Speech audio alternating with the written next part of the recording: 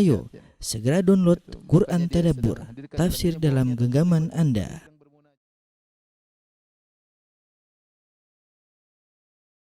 Bismillahirrahmanirrahim. Assalamualaikum warahmatullahi wabarakatuh. Alhamdulillah, salatu wassalamu ala rasulillah wa ala alihi wa ashabihi wa mawalah. Para hadirin dan hadirat, bapak-bapak dan ibu-ibu yang dirahmati oleh Allah Subhanahu wa taala. Alhamdulillah, pada kesempatan yang berbahagia ini Allah Subhanahu wa taala memberikan kesempatan bagi kita untuk bisa bersua dalam rangka untuk saling mengingatkan, ya, karena namanya orang-orang beriman, ya, dianjurkan untuk saling mengingatkan. Kata Allah Subhanahu wa taala, wa tawassaw bil haqqi wa tawassaw bis sabr, yaitu saling berwasiat dalam kebenaran dan saling berwasiat dalam kesabaran. Dan pada kesempatan kali ini kita akan mengangkat suatu topik tentang agungnya syariat Islam atau tentang indahnya syariat Islam. Kita tahu bahwasanya agama yang kita anut ini adalah agama yang terbaik, ya, dari berbagai macam agama yang ada di atas muka bumi, dari berbagai macam aliran pemikiran, dari berbagai macam alur filsafat yang tersebar di alam semesta. Maka Islam telah dipilih oleh Allah Subhanahu wa taala untuk hamba-hambanya. Allah Subhanahu wa taala menurunkan ayatnya yang sangat agung, yaitu innad dina indallahil Islam. Satu-satunya agama yang diridhai oleh Allah hanyalah agama Islam. Kemudian juga Allah Subhanahu wa taala berfirman dalam ayatnya, "Wa may yabtaghi ghairal islami dinan fala yuqbala min wa huwa fil akhirati minal khasirin." Barang siapa yang mencari agama selain Islam, maka tidak akan diterima oleh Allah Subhanahu wa taala. Wa huwa fil akhirati minal khasirin, dan orang tersebut pada hari akhirat kelak akan termasuk orang-orang yang merugi. Oleh karenanya Nabi sallallahu alaihi wasallam dalam hadisnya menegaskan, jika telah datang Nabi sallallahu alaihi wasallam, maka seluruh syariat-syariat sebelum Islam menjadi mansuh dan dimansuhkan oleh syariat penutup, oleh Rasul yang terakhir, yaitu Muhammad sallallahu alaihi wasallam. Kata Nabi sallallahu alaihi wasallam, "La yasma'u bi ahadun min hadhil ummah yahudiyyun wala nasraniyun thumma yamutu wa lam yu'min billadzi ursiltu bihi illa kana min ahlin nar." Dalam Sahih Muslim, kata Nabi sallallahu alaihi wasallam, tidaklah mendengar tentang aku seorang pun dari umat ini, ya, kemudian baik Yahudi maupun Nasrani, kemudian dia meninggal sudah mendengar tentang Islam, namun dia meninggal dalam kondisi tidak beriman dengan apa yang aku bawa, kecuali dia termasuk dari penghuni neraka jahanam. Oleh karenanya kita sebagai orang Islam banyak-banyak bersyukur kepada Allah Subhanahu wa taala. Nikmat yang paling besar yang Allah berikan kepada kita adalah nikmat Islam. Tinggal kita mensyukuri nikmat tersebut dengan berusaha mengenal indahnya Islam agar kita bisa semakin tegar di atas agama Islam, dan kita bisa mengajak, ya, orang-orang lain di luar Islam untuk bisa masuk ke dalam agama yang indah ini, ya. Yang jadi masalah, banyak orang yang mereka sudah lama beragama Islam, namun mereka tidak mempelajari Islam, mereka tidak mengenal indahnya Islam, ya, sehingga terkadang mereka terpukau dengan ajaran-ajaran agama yang lain, terkadang mereka mengikuti ajaran-ajaran agama yang lain, padahal apa yang dalam Islam sudah sempurna dan sudah memenuhi segala kebutuhan yang dibutuhkan oleh seorang untuk menjalani kehidupan di dunia ini. Taib, saya akan sebutkan beberapa agungnya hal-hal yang menjadikan agama Islam adalah agama yang agung, ya, yang merupakan, ya, atau yang menunjukkan indahnya Islam, ya.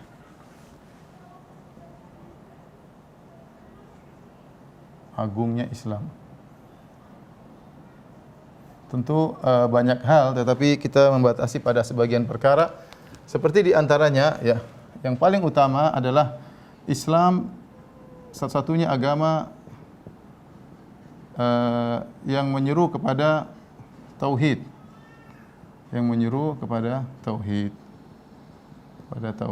ya, dan memerangi kesyirikan.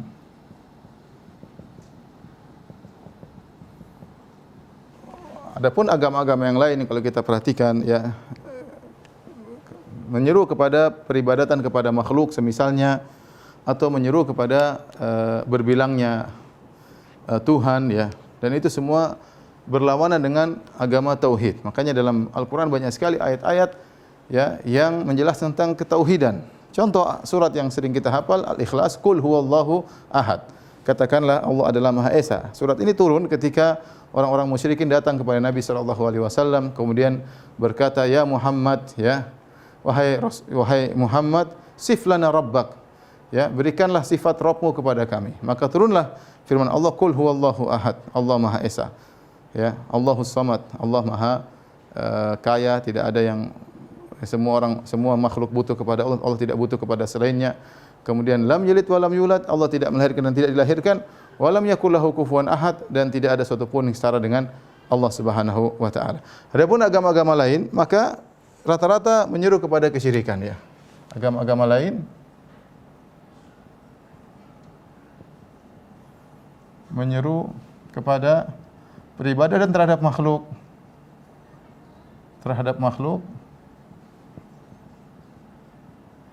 atau berbilangnya Tuhan, berbilangnya Tuhan. Ya. Contoh kita bicara tentang misalnya Nasara ya. Nasara yang mereka Trinitas ya. Mereka mengumpulkan Trinitas dan penyembahan terhadap makhluk. Penyembahan terhadap makhluk. Mereka menyembah Nabi Isa alaihissalam, seorang nabi yang mulia, tapi bukan sampai derajat Tuhan. Nabi Isa alaihissalam seorang nabi yang beliau makan, beliau minum, ya. Makanya Allah mengatakan kana yakulani ta'am. Isa dan ibunya, kata Allah Subhanahu wa taala, makan makanan, dan ini sudah menafikan mereka sebagai Tuhan. Bagaimana Tuhan makan makanan? Nabi Isa berdoa ya, berdoa minta kepada Tuhan. Nabi Isa ketakutan, Nabi Isa tidur, Nabi Isa kabur dikejar oleh musuh. Ini semua ciri-ciri makhluk, bukan ciri-ciri Tuhan ya. Oleh karenanya mereka menyembah terhadap makhluk, menyembah Nabi Isa, kemudian mereka juga menyembah Ruhul Kudus. Ruhul Kudus, malaikat Jibril juga adalah makhluk, tidak pantas untuk disembah karena dia juga diciptakan. Meskipun dia adalah malaikat yang hebat, bagaimanapun dia adalah makhluk. Kemudian ada juga sebagian mereka yang menyembah Bunda Maria ya, dibuat patungnya kemudian disembah, dan ini semua adalah kesyirikan. Oleh karenanya Allah menurunkan firman-Nya, ya ahlal kitabi qul ya ahlal kitabi ta'alu ila kalimatin sawa'in bainana wa bainakum alla na'budu illallah wa la nusyrika bihi syai'a wa la yattakhidha ba'duna ba'dhan arbaba min dunillah. Katakanlah wahai Muhammad kepada ahlul kitab, ya ahlal kitabi, wahai ahlul kitab, ta'alu, kemarilah ila kalimatin sawa, menuju kepada suatu perkataan yang sama antara kami dengan kalian. Alla na'budu illallah, tidak boleh beribadah kecuali hanya kepada Allah. Wala nusyrika bihi syai'a, tidak boleh mengambil sesembahan selain Allah Subhanahu wa taala, mensekutukan Allah. Wala yattakhidha ba'duna ba'dhan arbaba min dunillah, dan janganlah menjadikan sebagian lain dari kita bersama makhluk untuk disembah, menyembah Nabi Isa atau menyembah Bunda Maria atau menyembah Ruhul Kudus atau menyembah sesama pendeta dan yang lainnya, itu tidak diperbolehkan. Kemudian juga misalnya Yahudi ya. Yahudi mereka mengatakan Uzair ibnullah, wa qalatil yahud, kata Allah Subhanahu wa taala, wa qalatil yahudu Uzair ibnullah.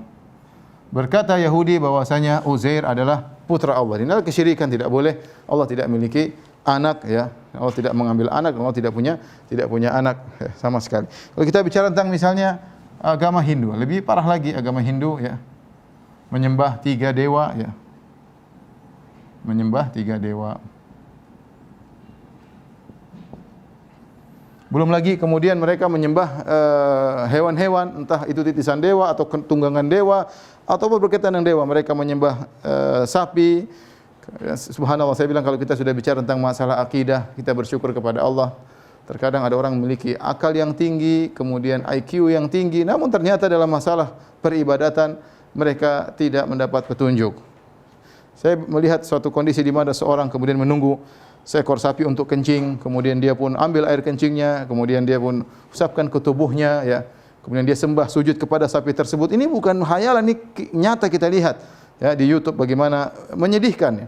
Bagaimana kemudian mereka melihat tikus-tikus, kemudian mereka sembah, mereka kasih sajen, padahal hewan yang mungkin menjijikkan bagi kita. Oleh karenanya kita bersyukur kepada Allah ya. Ya mungkin IQ kita biasa-biasa saja, tapi Allah memberikan kita anugerah untuk mentauhidkan Allah Subhanahu wa taala. Oleh karenanya syiar Islam adalah ikhrajul ibad min ibadatil ibad ila ibadati rabbil ibad. Yang artinya Islam itu mengeluarkan manusia dari peribadatan kepada hamba kepada peribadatan terhadap pencipta para hamba. Ini perkataan Rabi' bin Amir.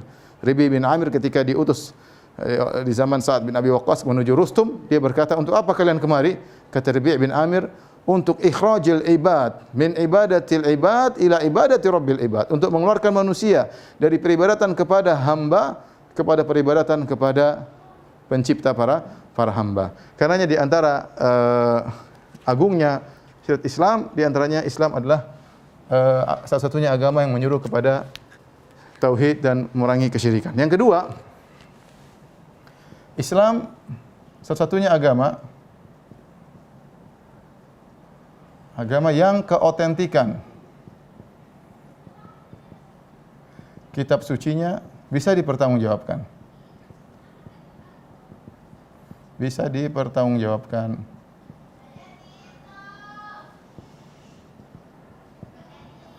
Ini mungkin saya perlu jelaskan sedikit, tapi sekedar logika saja. Jadi namanya kitab suci, kita adalah kutub samawiyah. Kita orang Islam beriman bahwasanya Allah pernah menurunkan kitab-kitab suci kepada nabi-nabi terdahulu. Di antaranya suhuf Ibrahim kepada Ibrahim alaihissalam, namanya suhuf. Allah turunkan kitab suci kepada Nabi Musa, ya, Taurat, wa anzalna Taurat. Kemudian Allah turunkan kepada Dawud, wa ataina Dawuda zabura, kami berikan zabur kepada Nabi Daud. Kemudian Allah juga menurunkan Injil, wa atainahul Injil, kami berikan Injil kepada Nabi Isa. Tetapi bedanya antara Islam dengan yang lain, Islam Allah jamin ya bahwasanya kitab sucinya otentikannya terjamin. Kata Allah, "Inna nahnu nazzalna dzikra." Kami turunkan Al-Qur'an, wa inna lahu lahafizun, dan kami akan menjaga Al-Qur'an. Oleh karena di antara ajaibnya Al-Qur'an mudah dihafal. Oleh karenanya Allah mengatakan, "Wa laqad yassarna al-Qur'ana lidzikr." Sungguh kami telah mudahkan Al-Qur'an untuk diingat. Fa hal min muddakir. Oleh karenanya kita dapati banyak orang bisa hafal Quran, anak kecil juga bisa hafal Quran, anak kecil bisa hafal berapa juz, bahkan ada belum balik sudah hafil Quran. Sehingga Al-Quran satu huruf saja ada orang mau distorsi atau ada orang mau rubah akan ketahuan. Ya. Berbeda halnya dengan Taurat, Injil dan Zabur yang kemudian mengalami distorsi, mengalami banyak penyimpangan. Ya. Penambahan akan kita jelaskan secara singkat insyaallah. Tapi di antara kalau kita bicara tentang agama, maka agama logikanya Tuhan pembicaraan tersebut disampaikan kepada Rasulnya. Nah, pembicaraan ini harus otentik. Bagaimana kita harus punya silsilah yang membuktikan bahwasanya keotentikan tersebut bisa dibuktikan. Saya kasih logika tentang Al-Quran, sederhana ya. Logika Al-Quran.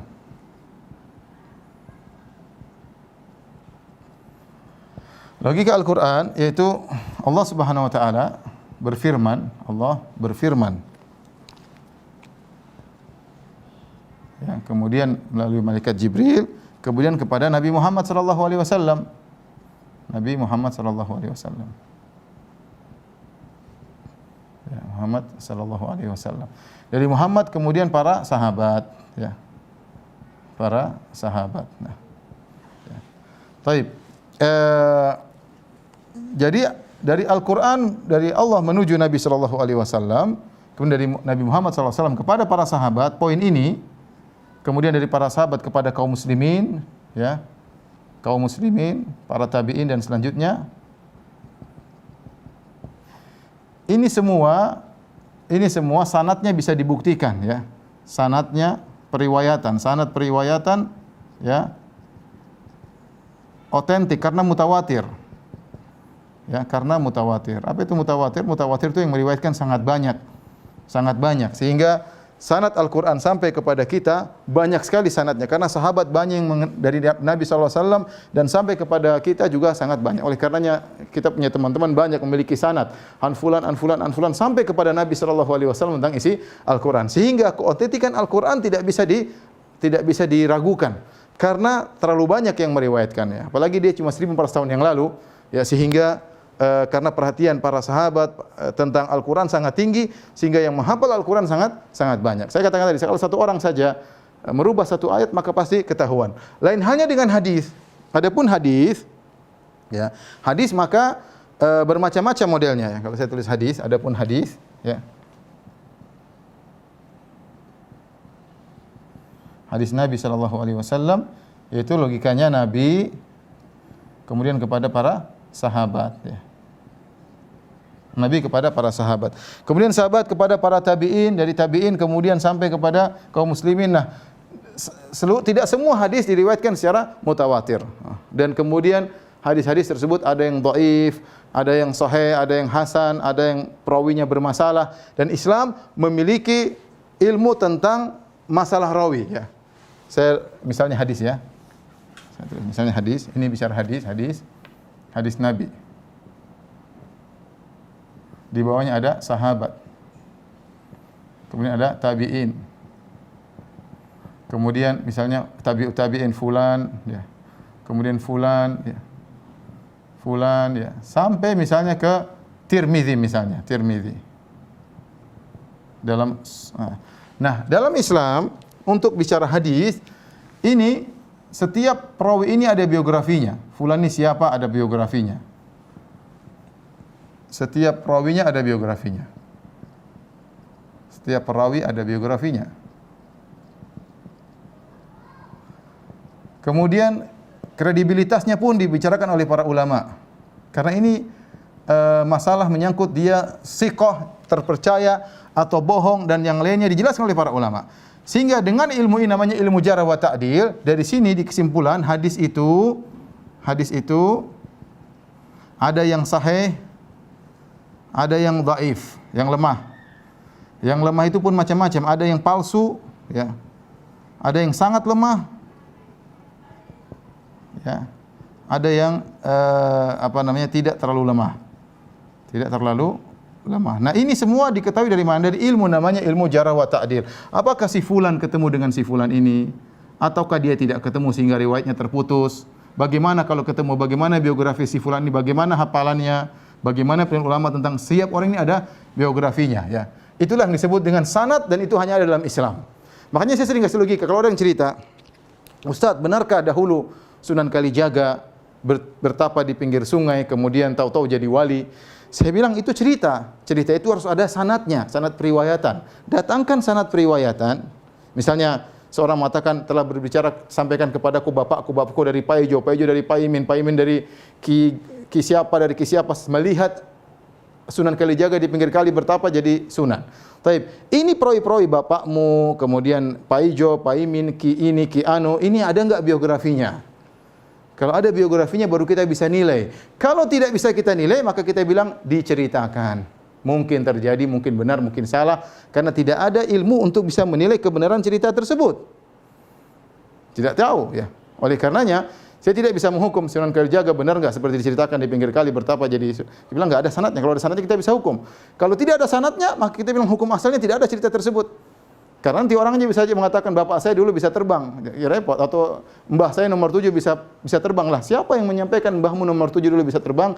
Adakah rawinya atau tidak? Nah ini bicara tentang hadis. Hadis makanya ada hadis dhaif, hadis sahih. Karena ada ilmu tentang periwayatan biografi dan ilmu tentang ketersambungan antara perawi satu dan perawi yang lainnya. Adapun hadis itu tidak, adapun Al-Qur'an itu tidak pakai. Kenapa? Karena sanad periwayatannya otentik, mutawatir, terlalu banyak yang meriwayatkan. Dari Nabi langsung sahabat banyak, sahabat langsung ratusan, langsung ribuan. Sehingga tidak perlu diragukan dengan keotentikan tentang Al-Qur'an. Ini kita bicara Al-Qur'an. Sekarang kalau kita bicara tentang kitab suci yang lain, ya misalnya ya. Misalnya di sini.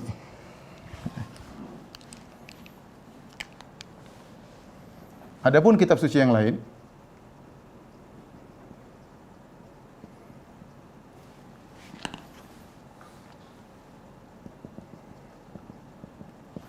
contoh, misalnya kita bicara Taurat, ya ada Taurat, ada 3 kita, Taurat, kemudian Injil, atau sebelumnya ada kitab suci Hindu misalnya ya, dan yang lainnya ya. Taib, kita bicara tentang Taurat dan Injil. Injil ya banyak permasalahan. Pertama, penulisnya tidak diketahui biografinya. Dia ternyata penulisnya bukan Nabi Isa alaihissalam. Penulisnya ternyata ada 4 Injil, ada Matius ya. Misalnya Matius, kemudian Yohanes, kemudian misalnya ada Matius, Yohanes, kemudian Markus, ya. Kemudian ada Lukas. Nanti ada Rasul, ada namanya Paulus, ya. Nah, ternyata kalau kita teliti dan orang-orang Nasara pun tidak bisa membuktikan tentang keotentikan Injil. Kenapa? Karena sanadnya terputus, tidak sampai kepada Nabi Isa. Ya, ini yang pertama, sanadnya terputus dan mereka mengakui akan hal tersebut. Sanadnya terputus. Kemudian yang kedua, Injil dalam bahasa yang lain, ya. Injil ternyata ditemukan dalam bahasa Yunani, ditemukan kebanyakannya dalam bahasa Yunani. Bahasa Yunani. Ya. Sementara kita tahu Injil bukan bahasa Yunani, bukan bahasa Ibrani. Nabi Isa alaihissalam berbicara dengan bahasa Syriania. Atau enggak tahu bahasa Indonesia, bahasa Aramik atau bahasa apa, tapi bahasa Syriania, bukan bahasa Ibrani, bukan bahasa Yunani. Nah, ketika diketahui Injil-Injil tersebut manuskripnya ditemukan dalam bahasa Yunani, timbul pertanyaan berikutnya, siapa penerjemahnya?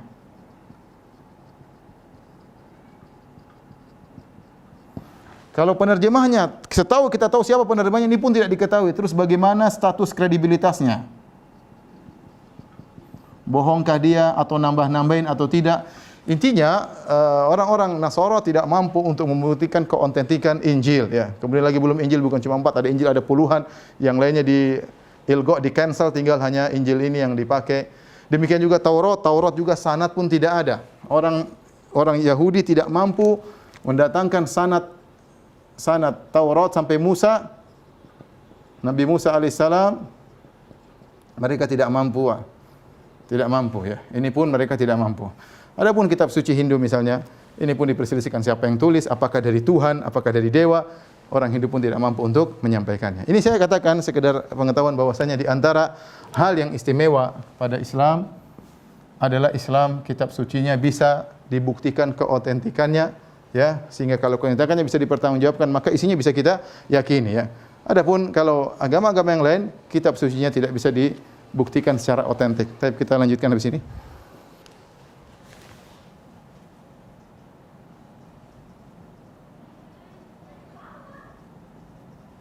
Di antara keistimewaan Islam, ya, yang berikutnya nomor 3, ya. Nomor 3, Islam tidak mengenal kasta. Islam tidak mengenal kasta. Ya. Tidak mengenal kasta, ya. Islam tidak rasis, ya. Rasisme enggak ada. Islam semuanya, siapa saja yang bertakwa maka boleh meraih derajat yang tinggi. Makanya kata Allah Subhanahu wa taala, "Inna akramakum indallahi atqakum." Sungguhnya yang paling mulia di antara kalian adalah yang paling bertakwa di antara kalian. Yang termulia di sisi Allah adalah yang paling bertakwa. Yang paling bertakwa. Ini jelas, ya. Oleh karenanya dalam hadis kata Nabi sallallahu alaihi wasallam, "Kullukum min Adam wa Adam min turab." Kalian semua dari Adam alaihissalam, ya. Dan Adam diciptakan dari tanah, ya. Kemudian kata Nabi sallallahu alaihi wasallam, "La fadla lil Arabi 'alal ajami." Tidak ada keistimewaan orang Arab dibandingkan non-Arab. Walal abyad 'alal aswad. Tidak ada keistimewaan orang berkulit putih dibandingkan orang kulit hitam illa bitaqwa, kecuali dengan ketakwaan. Lihatlah bagaimana Bilal, ya. Bilal diangkat oleh Allah Subhanahu wa taala, ya. Salman Al-Farisi bukan Arab, diangkat oleh Allah Subhanahu wa taala. Apa kata seorang penyair? Laqad rafa'al Islam Salman Al-Farisi, ya. Wa qad wada'al kufru an-nasiba abalahabin. Kata seorang penyair, Islam telah mengangkat Salman yang orang Persia bukan orang Arab. Sebaliknya orang yang bernasab tinggi yaitu Abu Lahab pamannya Nabi jadi rendah karena kekufuran. Ya, karena yang jadi patokan dalam Islam adalah ketakwaan. Bilal bin Rabah yang hitam jadi mulia, ya. Bahkan Nabi mengatakan, aku mendengar bunyi langkah kakimu, terompahmu, sendalmu di surga. Amalan apa yang kau lakukan? Bilal katakan, setiap aku batal aku berwudu, aku salat. Setiap berwudu aku salat kepada Allah Subhanahu wa taala, ya. Dan banyak ulama-ulama Islam yang berasal dari budak, misalnya bekas budak, kemudian mereka menjadi para ulama. Islam tidak mengenal kasta, ya. Islam tidak mengenal kasta. Oleh karenanya, seorang meskipun dia orang Indonesia, dia bisa jadi mulia. Siapa saja bisa jadi ulama. Siapa saja bisa dekat kepada Allah Subhanahu wa taala, tidak harus orang Arab. Ya. Tidak harus keturunan ini, keturunan anu, tidak, siapa saja boleh bertakwa dan dia bisa meraih derajat yang tinggi, ya. Oleh karena Islam tidak mengenal kasta. Adapun agama lain kita lihat misalnya sebagian agama, tidak seluruhnya tentunya. Adapun sebagian agama lain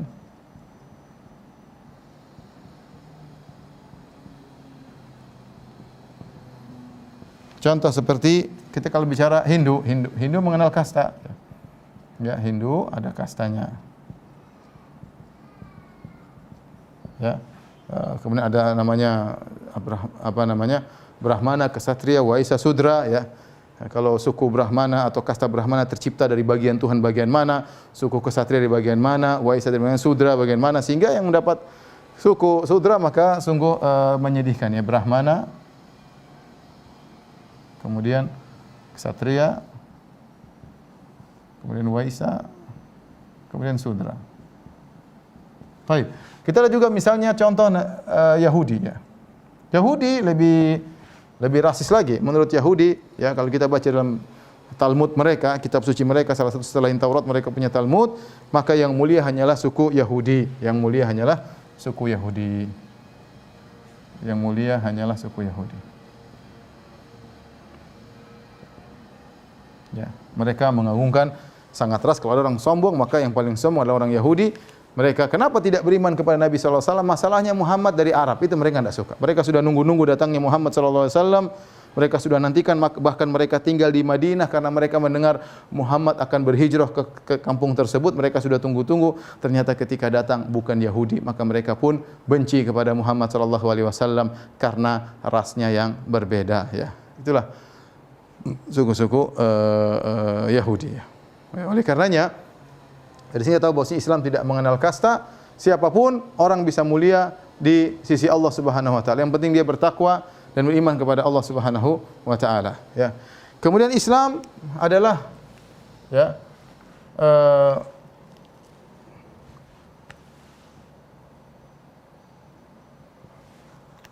ini saya perlu ingatkan, Islam, ya, adalah agama, ya, yang lengkap.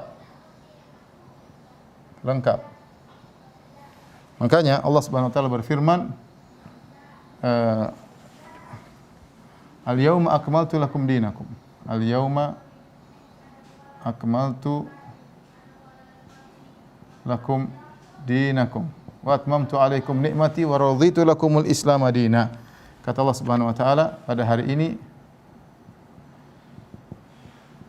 aku telah menyempurnakan agama kalian untuk kalian, bagi kalian. Dan ini benar, ya. Ayat ini ayat yang menunjukkan Islam sempurna. Al-yauma akmaltu lakum dinakum wa atmamtu alaikum ni'mati wa raditu lakumul Islam madina. Dalam surat Al-Maidah ayat 2. Hari ini aku telah sempurnakan agama kalian untuk kalian. Dan aku sempurnakan nikmatku untuk kalian. Dan aku ridha Islam menjadi agama bagi kalian. Makanya ketika ada seorang musyrik datang kepada Salman Al-Farisi, dia mengatakan, "Laqad 'allamakum nabiyyukum kulla syai'in hatta al-khira'ah." Wahai Salman, nabi kalian mengajarkan segala sesuatu sampai masalah buang hajat. Kata Salman, "Ajal, benar. Nabi kami mengajarkan segala sesuatu sampai masalah buang hajat." Dalam buang hajat ada adabnya begini, adabnya begini. Jadi semua kalau kita lihat Islam semua diajarkan, ya. Kita orang Islam, ya. Kita adab masuk rumah aja ada, adab berbicara dengan istri ada, adab bertetangga ada, adab bersahabat ada, ya. Adab buang hajat ada, ya. Adab berjual beli ada, semuanya ada, bukan karangan, benar-benar ada hadisnya. Ya, benar-benar ada riwayatnya, ya. Ya. Belum lagi masalah ibadah, kalau masalah muamalat saja ada, apalagi masalah ibadah, ya. Bagaimana adab dalam beribadah, bagaimana adab berhaji, adab berumrah, adab puasa. Lengkap, kita sampai masalah perpolitikan, masalah siasat syariah diajarkan juga dalam Islam. Ada adab-adabnya, adab berpakaian juga diajar, semuanya, ya. Ada berbicara, ada sampai saya renungkan suatu hadis kata Nabi SAW, "Idza kuntum thalatha, fala yatanaja al-itsnan duna thalith, fa inna dzalika yuhzinuhu." Kata Nabi SAW satu hadis, adab bergaul. Kata Nabi, jika kalian 3 orang, maka jangan 2 orang berbisik-bisik, yang satu tidak diajak, karena ini bisa menyakiti atau menyedihkan yang ketiga. Ya, ini adab dalam bergaul. Jadi kalau 3 orang, maka 2 orang jangan ngomong sendiri, yang satu tidak diajak, yang satu ini nanti akan tersinggung. Kenapa saya tidak diajak ngomong? Subhanallah. Dalam agama mana diajarkan seperti itu? Dalam agama Islam. Dalam agama Islam. Ya, kita tidak dapati dalam agama yang lain. Ya. Kita mohon maaf, misalnya saya bicara tentang agama Nasara. Bagaimana menjadi seorang suami yang baik? Susah kita mau dapat dalam Nasara. Ya, karena Nabi Isa tidak diceritakan bagaimana dia punya anak, bagaimana dia punya istri, tidak diceritakan. Ya. Nah, kita Islam mudah. Rasulullah SAW mau cari suami yang baik, tinggal baca bagaimana Nabi SAW. Bagaimana muamalah terhadap istri yang baik, lihat Nabi. Bagaimana bapak yang baik, lihat Nabi SAW. Contohnya ada. Bagaimana seorang sahabat yang baik, Nabi sahabat yang terbaik. Bagaimana ustadz terbaik, Nabi ustadz terbaik. Bagaimana pemimpin negara yang terbaik, Nabi pemimpin negara yang terbaik. Ada contohnya, Allah seakan-akan sudah meng-create, sudah menskenario bagaimana perjalanan hidup Nabi, sehingga sejarah Nabi itu lengkap, komprehensif. Untuk contoh apa saja, ada dalam hal apapun, dalam bidang apapun, Islam lengkap. Dan itu tidak kita dapatkan dalam buku-buku agama yang lain atau dalam ajaran-ajaran agama yang lain. Ya. Kenapa? Karena Allah sayang kepada hamba-hambanya. Ya, Allah yang lebih tahu tentang kemaslahatan hamba-hambanya, maka Allah kirim Nabi SAW untuk memberikan contoh yang terbaik sebagai qudwah hasanah, uswatun hasanah untuk bisa diikuti dalam banyak hal. Itulah Islam adalah agama yang lengkap sampai tadi saya sebutkan, ya. Bahkan masalah adab buang hajat, bahkan masalah adab buang hajat pun diajarkan oleh Nabi, sallallahu alaihi wasallam. Ya, di antara agungnya Islam. Kemudian di antara agungnya Islam, ya, yang berikutnya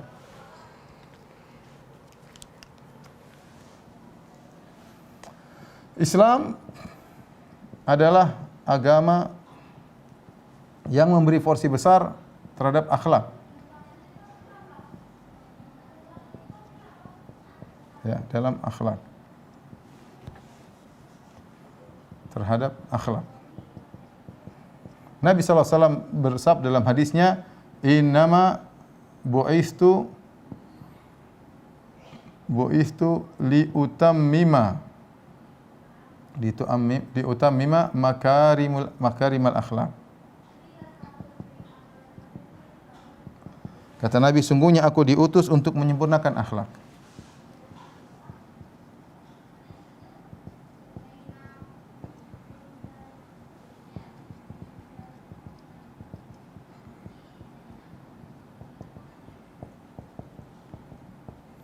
Menyempurnakan akhlak.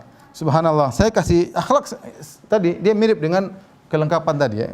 Akhlak terhadap ibu, terhadap bapak, terhadap anak, terhadap istri, terhadap tetangga, bahkan terhadap hewan. Bagaimana akhlak terhadap hewan diajarkan, bahkan akhlak terhadap musuh, ya. Akhlak lengkap, ya, lengkap. Bahkan saya katakan tadi, akhlak terhadap orang tua, detail loh, bukan karangan loh, bukan karangan para ustadz, detail Nabi ngajarin akhlak terhadap orang tua. Ya. Kemudian akhlak terhadap, ya, pasangan hidup, suami atau istri. Kurung suami atau istri. Kemudian terhadap anak-anak. Terhadap anak-anak. Subhanallah, diajarkan dalam Islam. Bahkan lebih daripada itu, ya, akhlak terhadap pembantu. Nabi ajarkan, ya. Ya, bagaimana akhlak terhadap pembantu, akhlak terhadap budak kalau zaman dahulu ada. Kemudian juga misalnya yang lebih ajaib daripada itu, ya, akhlak dalam perang. Akhlak dalam peperangan diajarkan. Sampai saya punya buku khusus tentang akhlak Islam dalam perang. Khusus tentang akhlak, bagaimana hadis-hadis Nabi menjelaskan tentang akhlak dalam peperangan. Peperangan bukan sekedar melampiaskan hawa nafsu, cincang sana, mutilasi sini, tidak. Ada akhlak dalam peperangan. Kemudian akhlak terhadap hewan. Akhlak terhadap hewan, ya. Sampai Nabi mengajarkan suatu hadis, dakhalat imra'atun nara fi hirratin habasatha. Ada seorang wanita masuk neraka jahanam gara-gara seekor kucing yang dia kekang. La hiya at'amatha, dia tidak kasih makan sampai mati, wala hiya tarakatha ta'kulu min khashasil ard, dan tidak biarkan kucing makan sendiri.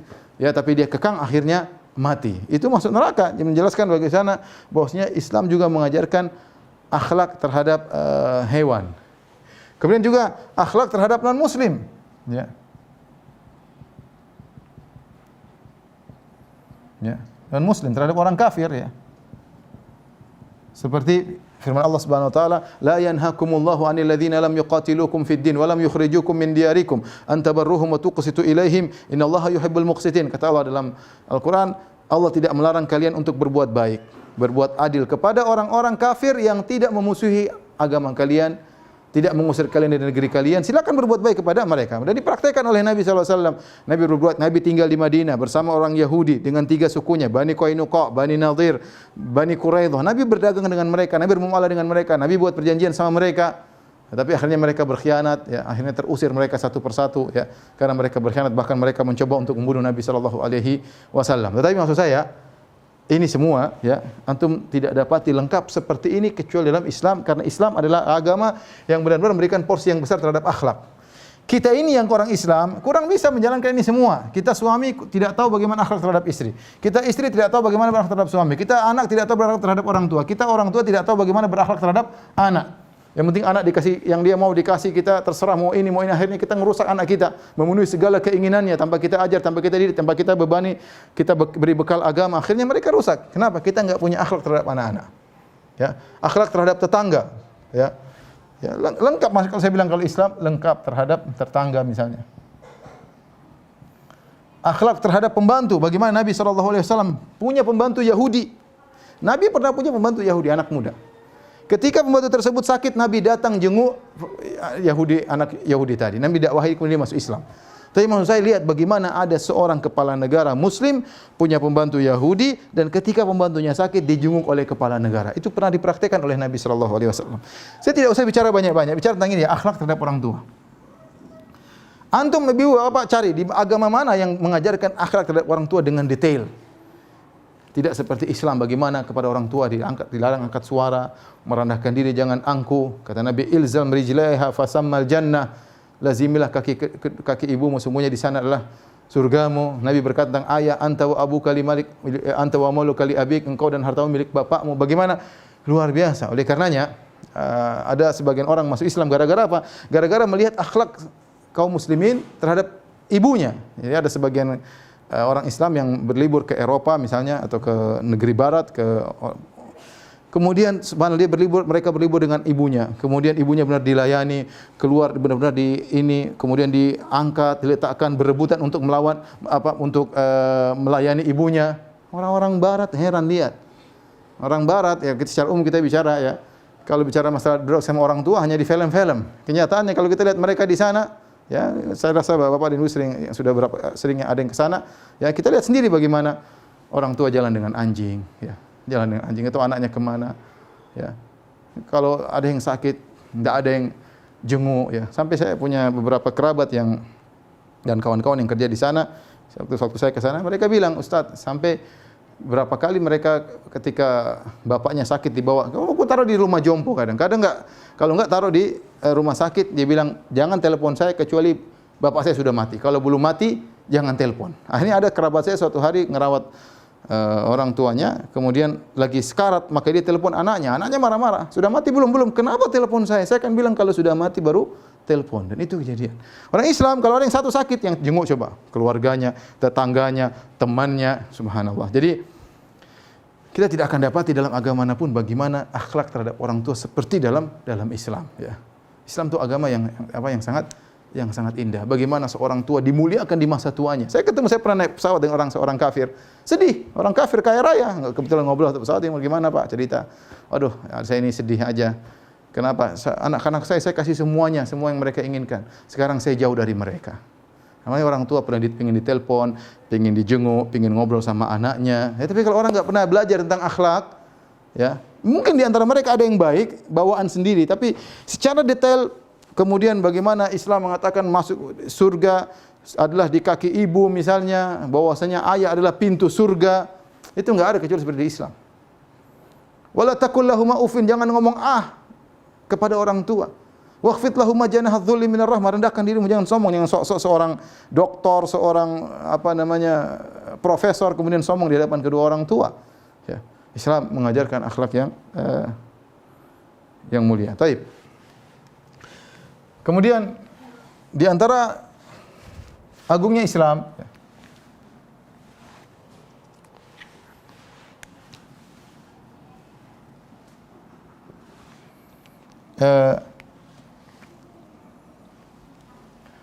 Islam misalnya mengakui hak kepemilikan harta.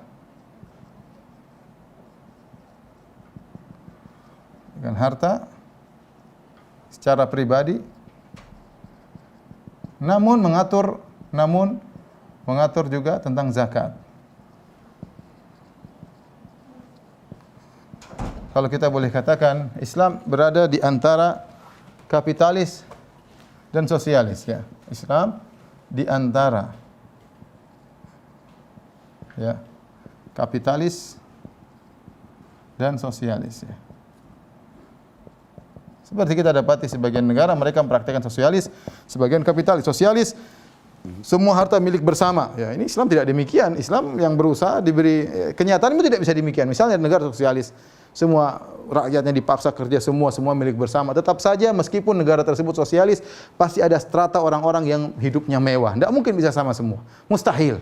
Itu hanyalah untuk mereka menyebarkan keadilan agar semua merasakan. Tapi kenyataannya tetap saja ada strata yang kaya, kemudian yang sengsara, ada yang kesengsaraan bersama, ya. Kenyataannya demikian. Kita bicara negara besar juga kita lihat begitu, mereka kerja keras semuanya. Yang kaya cuma sebagian orang. Benar mungkin negaranya menguasai dunia, tapi yang kaya tidak semua, sebagian. Kapitalis sebaliknya, kapitalis mungkin setiap orang boleh sekaya-kayanya, ya. Islam tidak, ya. Islam dia mengakui harta, ya. Ada sebagian dari kapitalis, ada sebagian dari sosialis. Maksudnya apa? Meskipun ada seorang memiliki harta pribadi boleh, tapi di sana dianjurkan harus bayar zakat, infak sedekah, kemudian kedermawanan, ya kedermawanan dan seterusnya. Yang ini menunjukkan bagaimana Islam dalam masalah ekonomi pun mengambil sikap tengah antara kapitalis dan sosialis. Contoh lagi, ya. Di antara indahnya Islam,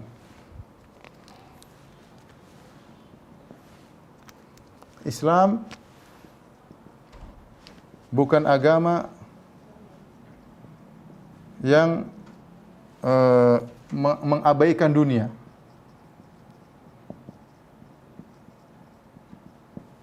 Tetapi dunia diatur agar tujuan atau orientasi adalah akhirat.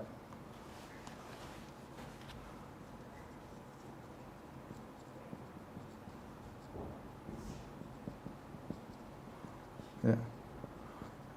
Di antara dalil akan ini adalah kisah Salman. Jadi Islam ya bukan rohbani, ya. Seperti kisah Salman dan Abu Darda, Salman Al-Farisi dan Abu Darda. Bagaimana kisahnya? Kisah dalam Sahih Bukhari. Salman Al-Farisi dia dipersaudarakan oleh Nabi dengan Abu Darda.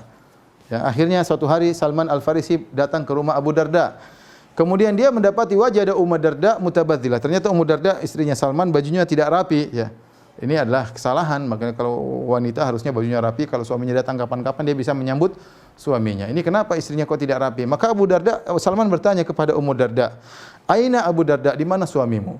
Kata Ummu Darda, "Akhuka Abu Darda laisa lahu hajatun ila dunya." Suamimu Abu Darda tidak butuh dunia. Artinya tidak perlu dengan aku, ngapain aku berhias untuk dia.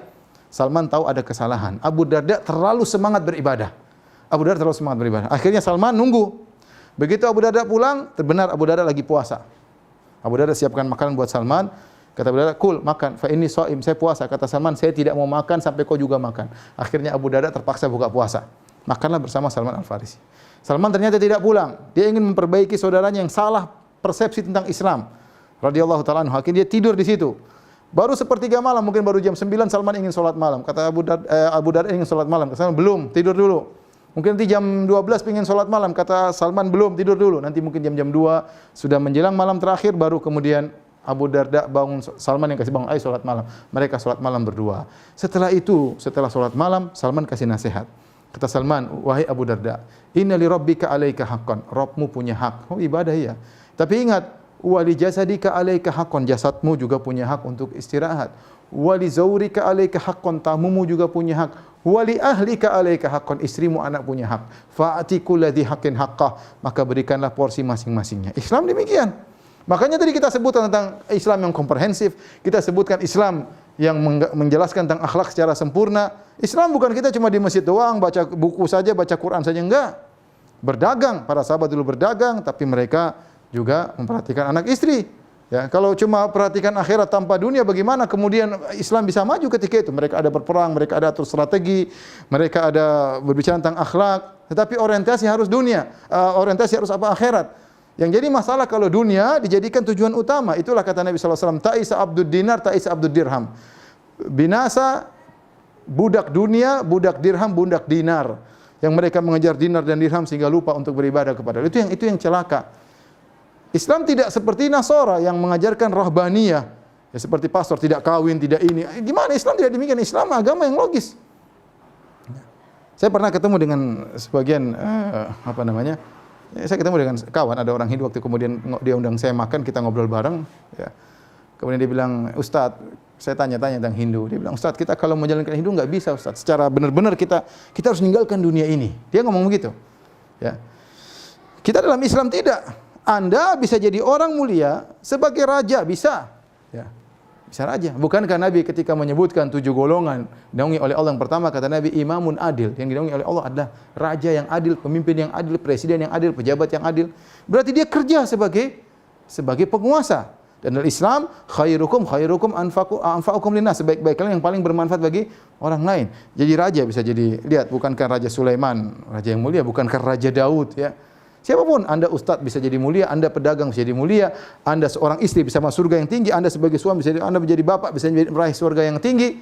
Jadi Islam adalah agama yang logis, ya, yang perhatikan juga masalah dunia agar diatur supaya menjadi sarana menuju akhirat. Contoh dalam Islam, kita disuruh berinfak. Dalam ayat banyak sekali. Wa anfiqu, sumbanglah.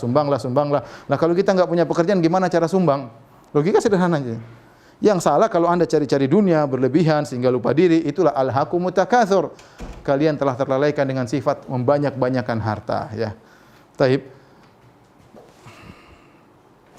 Ini di antara keindahan Islam, ya. Tolong dihapus. Di antara indahnya Islam. Ya, seperti Islam menjunjung keadilan. Islam menjunjung keadilan.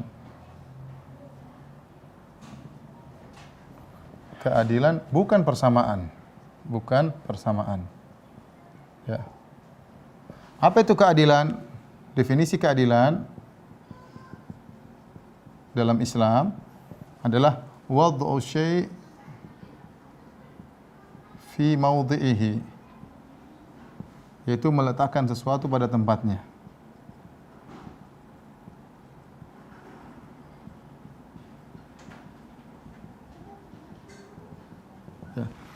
Oleh karenanya dalam Islam banyak Allah bedakan ini. Tadi ini yang ke-8 ya.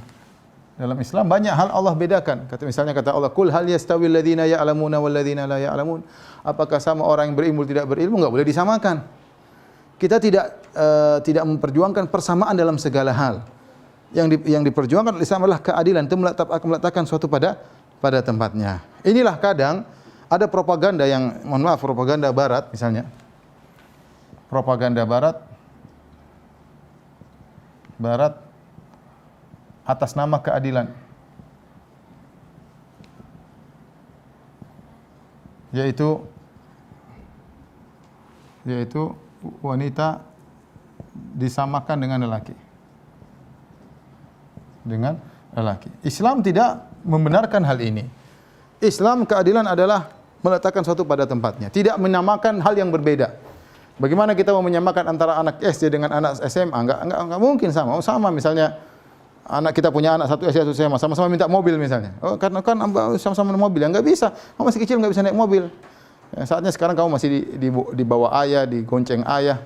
Kakakmu sudah besar, ya tidak bisa disamakan. Antara misalnya kita seorang guru punya anak-anak kelas, yang satu rajin kemudian nilainya benar semua, yang satu cuma dapat benarnya cuma 10%. Kemudian kita Kita satunya dapat 100, satunya dapat 10 nilainya. Akhirnya yang 10 protes. Pak Guru, kenapa Pak Guru tidak adil, tidak menyamakan di antara kita? Saya sama-sama muridnya Pak Guru. Ya kalau kita samakan sama-sama 100 ya buyar, itu namanya tidak adil.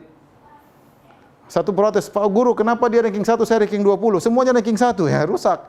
Itu namanya bukan adil. Jadi adil itu bukan menyamakan. Ingat, kalau ada dua hal yang berbeda, jangan disamakan, harus dibedakan. Keadilan adalah meletakkan suatu pada tempatnya. Saya bilang seperti wanita. Dalam Islam, wanita dimuliakan. Ya, wanita dimuliakan. Contoh, yang kerja laki-laki kalau dalam Islam ya. Kita kondisi di Indonesia mungkin beda. Tapi maksud saya hukum asalnya yang kerja laki-laki, perempuan di rumah. Dia punya tugas berat di rumah. Dia butuh kelembutannya untuk ngurus anaknya misalnya, untuk melayani suami misalnya, untuk bersih-bersih rumah. Itu kerja berat luar biasa di rumah ya. Kita yang sudah berkeluarga tentu tahu bagaimana repotnya menjadi seorang ibu rumah tangga ya. Bukan kemudian keluar kemudian mau disamakan dengan lelaki, bahkan di sebagian negara jadi super track misalnya. Itu bukan kerjaan wanita ya. Oleh karena dimuliakan wanita kalau safar hendaknya ditemani oleh mahramnya. Bayangkan Islam mengatur demikian, perempuan safar ada yang temani. Untuk apa? Untuk melayaninya, untuk menjaganya, untuk melayaninya. Ya, seperti itu. Itu contoh. Kemudian kalau menikah ada walinya. Kenapa wanita kalau tidak ada wali di asal nikah bisa bahaya? Dia mudah dikibulin sama buaya-buaya darat. Banyak buaya-buaya darat, banyak suka kasih janji palsu, kemudian akhirnya dibohongin oleh. Tapi coba kalau ada walinya, sang lelaki ngelamar lewat walinya, ada maharnya, ada aturannya. Islam memuliakan wanita, tidak boleh nikah tanpa wali. La nikaha illa bi wali. Tidak ada nikah kecuali dengan seorang ada wali dari wanita tersebut ya. Ya, seperti itu. Ini contoh. Kemudian orang-orang barat bikin propaganda bahwasanya Islam merendahkan wanita. Ya, akhi, kebalik. Islam tidak merendahkan wanita. Justru mereka yang merendahkan wanita. Wanita disuruh keluar jadi disantap oleh siapa saja bisa menyantapi keindahannya, siapa saja boleh menyentuhnya, ya. Dijadikan barang dagangan. Lihat semua iklan pasti iklan ada wanitanya ya. Mau iklan sampo, iklan wanita, iklan HP gambar wanita yang besar, iklan mobil wanitanya yang nampak, mau iklan apa perempuan semua jadi bahan dagangan hina, rendah. Ya. Tidak seperti Islam yang memuliakan apa? Memuliakan wanita. Contoh, jadi Islam yang dijunjung adalah keadilan, bukan persamaan, ya. Bukan persamaan. Jangan persamaan antara laki dan wanita dalam beberapa hal ada, seperti sama-sama silakan beribadah, mau pintar silakan, tidak dilarang ya. Tapi ada hal-hal yang di sana harus dibedakan. Tidak boleh disamakan ya, tidak boleh disamakan ya. Kemudian terakhir mungkin di antaranya ya, misalnya ya, contoh sederhana, salah satu syariat, misalnya sikap Islam terhadap mayat. Ya. Mayat Islam bagaimana mensikapi mayat ya? Dikuburkan secara sederhana ya. Sebelumnya disolatkan ya. Kemudian kuburan tidak boleh dimewahkan, tidak boleh ya. Kuburan secara sederhana tidak boleh dimewahkan. Kemudian yang hidup hendaknya mendoakan banyak, mendoakan yang mati, mendoakannya. Berbeda dengan sebagian agama. Kita lihat sebagian agama, berbeda dengan sebagian agama.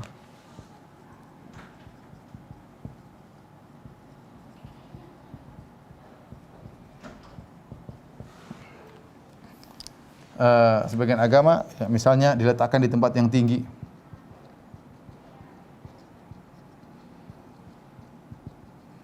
Tinggi agar sampai hingga dimakan oleh burung-burung ya. Ini kalau tidak salah Zoroaster atau yang semisalnya ya, oleh burung-burung. Ini tidak benar ya. Sebaliknya misalnya ya dibakar ya. Dibakar dengan perayaan yang sangat mahal ya. Sangat mahal, bahkan bisa mencapai miliaran ya. Sebagian acara mahal banget. Ini orang udah mati selesai. Ngapain bikin acara yang uang masih ada buat orang yang hidup, bukan untuk orang ini udah meninggal selesai, tinggal dia sudah selesai beramal, dia tanggung jawab amal soleh di akhirat. Ya kalau Islam begitu, ini perayaan yang sangat mahal. sebagian lagi dikubur bersama hartanya. Subhanallah. Bersama dengan hartanya, harta kesayangannya. Ya. Kemudian sebagian lagi diselenggarakan ya dengan kemewahan.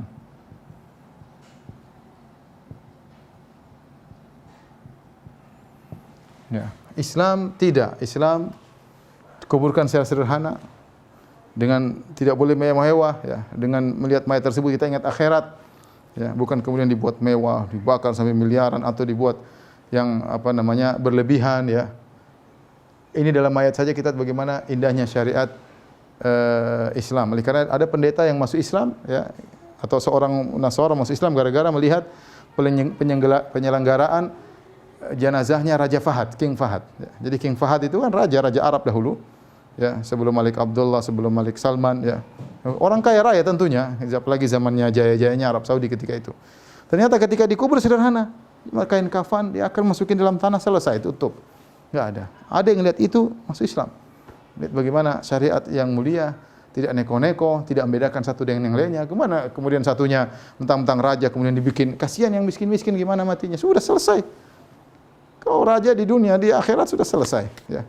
Islam bagaimana syariat yang indah. Ya, belum kita bicara syariat terlalu banyak, syariat salat, syariat, tapi cukup sampai di sini para pemirsa yang dirahmati oleh Subhanahu wa taala. Kurang lebihnya saya mohon maaf.